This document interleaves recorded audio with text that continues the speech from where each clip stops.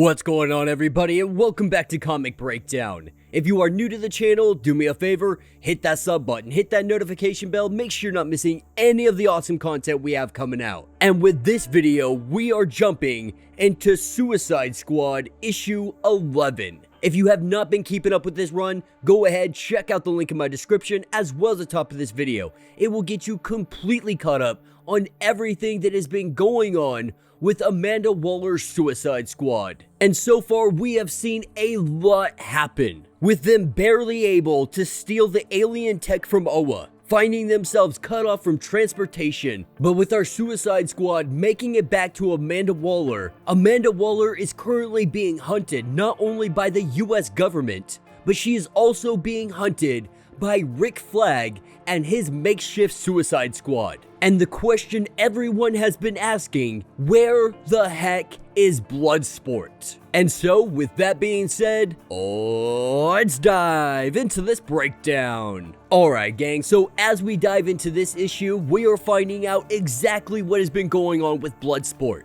He has been working in the background, working as a solo guy, working on these solo missions for Amanda Waller. While this little makeshift Suicide Squad has been out there taking care of business, he has been working on all the little side missions that she has set up for him. All the missions that can be done by someone with his technical expertise. But Bloodsport lets us know that while he's been doing all of these side missions, while the Suicide Squad has been too busy fighting at each other's throats, no one is seeing what he is seeing.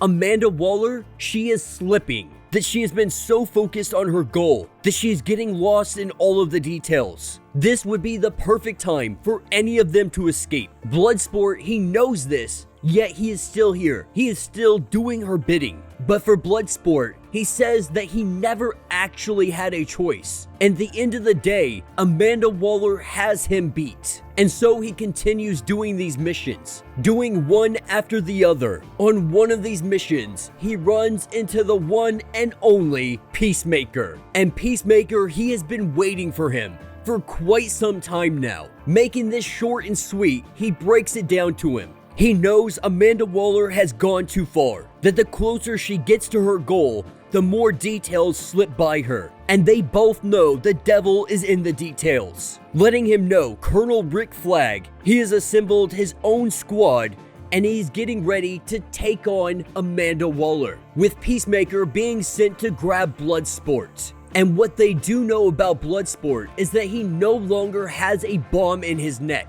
And so that begs the question, why are you still doing this? What does Amanda Waller have over your head that would make you continue working for this psychopath? Now, back at Task Force X Island, location unknown, Amanda Waller is getting ready to enact everything that she has been preparing for. And with everything getting closer and closer, are Dr. Rodriguez, who has been working hand in hand with Amanda Waller this entire time. She is a double agent. She has been working also with Rick Flag, giving them inside information and an opportunity to take down Amanda Waller. Recognizing that she is ready to enact her plan, Dr. Rodriguez is becoming very nervous, anticipating and waiting for this moment where Rick Flag attacks. Getting in communication with Rick Flag, he lets Dr. Rodriguez know that they are waiting, that they cannot go in without their last weapon, that this will all be for naught if they do not have this individual with them.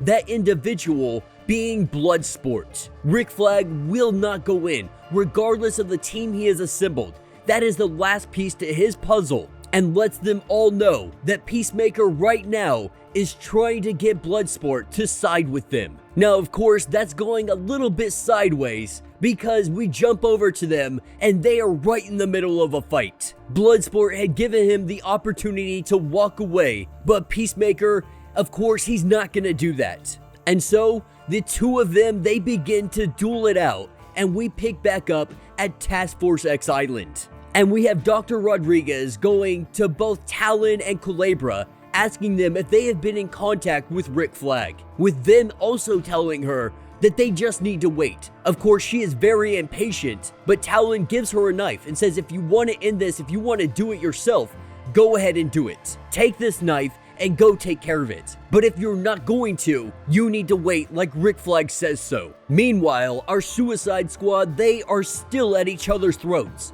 And that is because Major Force has been added to the team. And he is not a team player, he's a legit bad guy. And at this point, Noctera, Match, everybody just wants to rip Major Force's head off. But Amanda Waller, she comes into the room and lets them know that if anybody does anything, she's blowing up some heads. And that they have a new mission. They are headed to Earth 8 to face some bad guys. And with them landing on Earth 8, they find themselves in some kind of vault. A vault that is absolutely filled with riches and gold. Not sure what's going on, not sure why they are here. We see Match punch his way out of this place, only to be met by the Retaliators, the defenders of Earth 8, with the defenders letting them know that they are under arrest for trying to rob this bank, not giving the Suicide Squad the opportunity to even defend themselves. We see the fight break out. Meanwhile, picking up with Peacemaker and Bloodsport, their fight is still continuing on.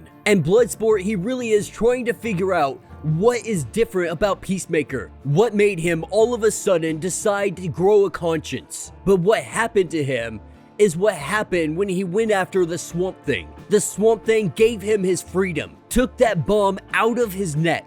And so it didn't just free him from Amanda Waller, but he had freed himself. He had lost everything. It led him to believe that peace was the only answer for the world, for his pain. But there is always another war. There is always another bad guy. There will always be another Amanda Waller. But until Waller is removed, none of them can actually be free. With them still continuing their fight, Bloodsport lets him know that he can't help. He can't help because Amanda Waller has his brothers. Every single brother on every single Earth.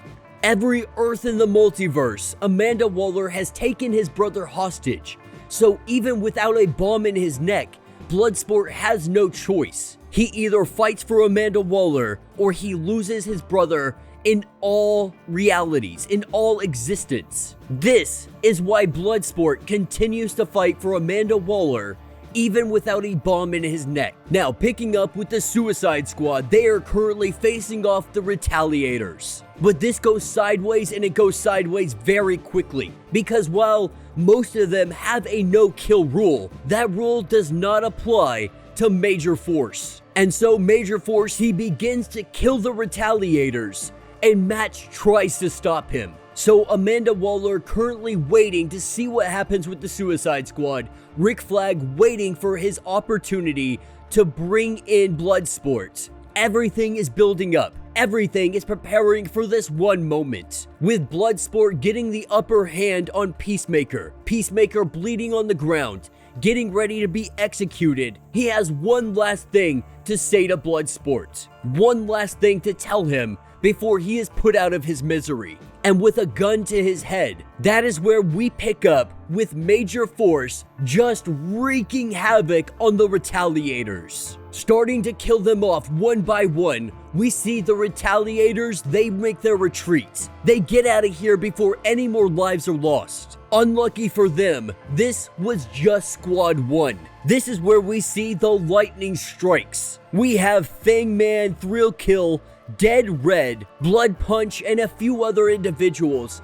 Now they have come to face against Major Force. Since he wanted to take it to that level, since he wanted to start murdering individuals, this is where the real fight begins. And this appears to be exactly what Amanda Waller was waiting for. Recognizing this new squad has showed up, this is the main event. This is what everything has been building to. And as this fight is about ready to get underway, this is when the alarms start to go off, letting them know that there is an intruder. And on the shoreline, we see from the water, the new Suicide Squad. We see Rick Flag and his Suicide Squad. Along with them is Bloodsport. Whatever Peacemaker had let him know, it convinced him enough to join their team. And with the last battle now on the horizon, that is where this issue will end. So let me know what you guys think down in the comments. You know, I've said it once, I've said it twice. I'll say it 1,000 more times, I am not a fan of Ambush Bug. I'm just not a fourth wall breaking character fan. It's just not my cup of tea, I don't like it, but they really have brought it down quite a bit in this issue. You know, Ambush Bug, he does his thing, he breaks the fourth wall, he kind of fills in gaps for us that haven't been filled in or we've seen in previous issues, really helping readers jump into this issue if they haven't read anything else going on. But we definitely have a good twist to the story, I think. And that twist is Amanda Waller kidnapping Bloodsport's brothers all across the multiverse, every single version of him. And so it would be like his brother never existed on any Earth. And this is something that he can't take. Bloodsport already losing his brother on his Earth, he wants to hold on to some kind of memory of his brother. Knowing that his brother is out there in the multiverse existing, living, having a life, this is what he lives for. And so if that is taken away from him, we can only imagine the hell he will rain down on Amanda Waller. And after what Peacemaker told him, now they didn't tell us what they told him, but we can only assume that Amanda Waller either didn't actually have his brothers captive, or Amanda Waller has already killed them all. Either way, Bloodsport is now joining the Suicide Squad that is ran by Rick Flag, a squad that is vastly superior to anything that Amanda Waller has ever created for a Suicide Squad. And with the other Suicide Squad currently held up on Earth 8, Amanda Waller, she doesn't seem to have that many contingencies. It doesn't seem like she has that many defenses to fight off Rick Flag and his team. But then again, this is Amanda Waller. This is a secluded island that is away from the government's eyes, away from everyone's eyes. So we can only imagine what kind of defenses, what kind of traps, what kind of plots she has set up here. And when the alarms go off, Amanda Waller, she was impressed saying less than 3 hours. So it's more than likely she was anticipating Rick Flag, she was anticipating this team's attack. And so the question remains, what defense does Amanda Waller have against Rick Flag and a whole other Suicide Squad? Let me know your thoughts, let me know your theories, and if you have not yet, do me a favor, hit that sub button, hit that notification bell, make sure you're not missing any of the content we have coming out, and until the next breakdown.